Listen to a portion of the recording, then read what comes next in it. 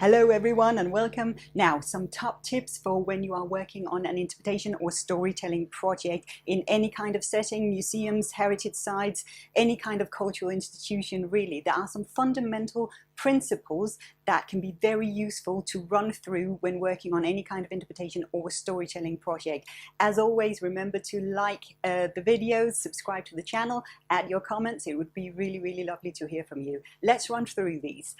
First of all, start with your audience. This sounds so simple, but what do your audiences need? Not what do you want to do? What do you want to tell? I think this is probably a classic mistake that especially a lot of museums do, that they center around what can we do and what do we want to do, not what do the audience actually want to see and come and engage in.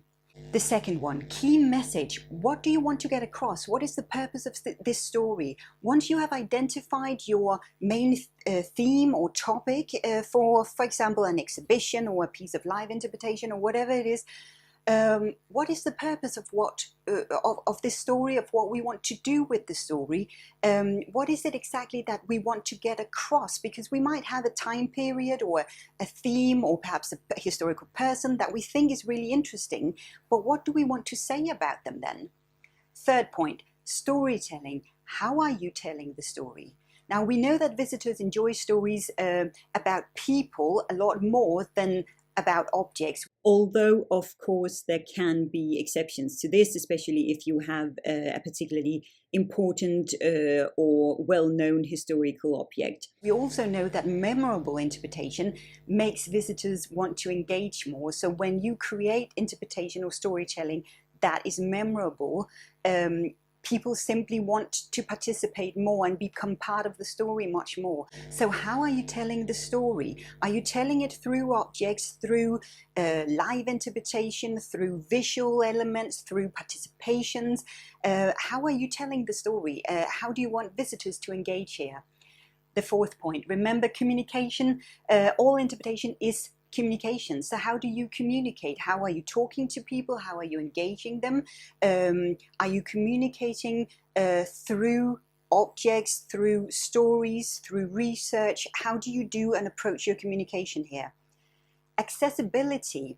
How do you make your interpretation accessible? Now, first of all, of course, we have the obvious physical accessibility criteria, but also things like, what is the attitude of front staff and perhaps if you engage volunteers?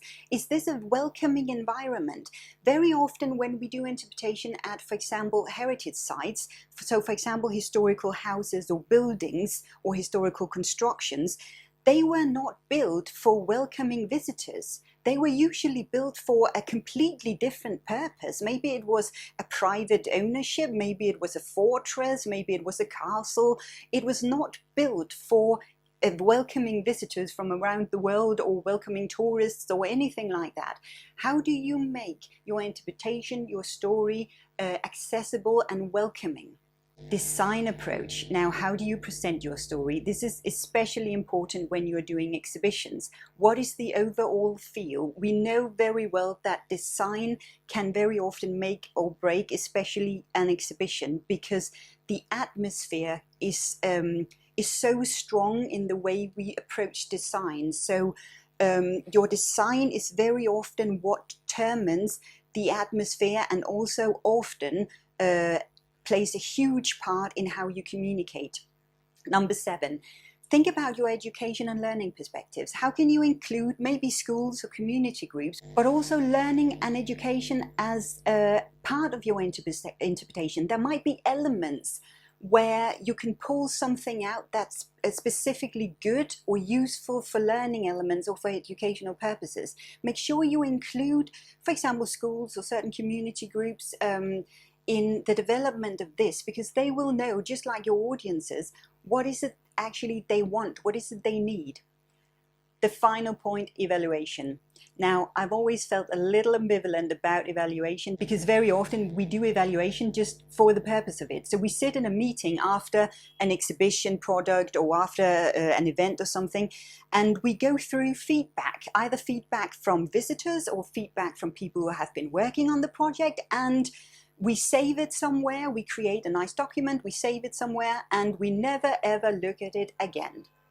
And instead of gathering feedback, think about how you can learn from the work you have just done and from the experiences you have had doing this project. So think about, did you do something you haven't done before? Did you step outside your comfort zone? And if so, how did that make you feel? Did you learn something? Is that something that you can take with you into the next project? Obviously, you can use your feedback in this process. So if you have really useful feedback from either visitors or external partners, internal partners, obviously use this in your learning process and as part of your learning process.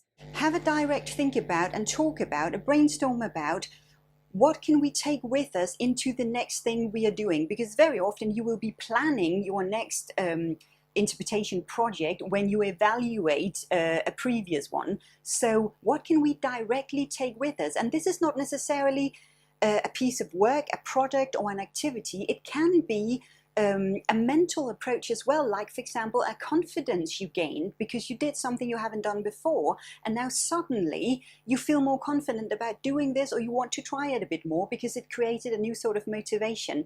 And that can be really, really inspiring to take with you, and probably the best kind of evaluation and feedback ever.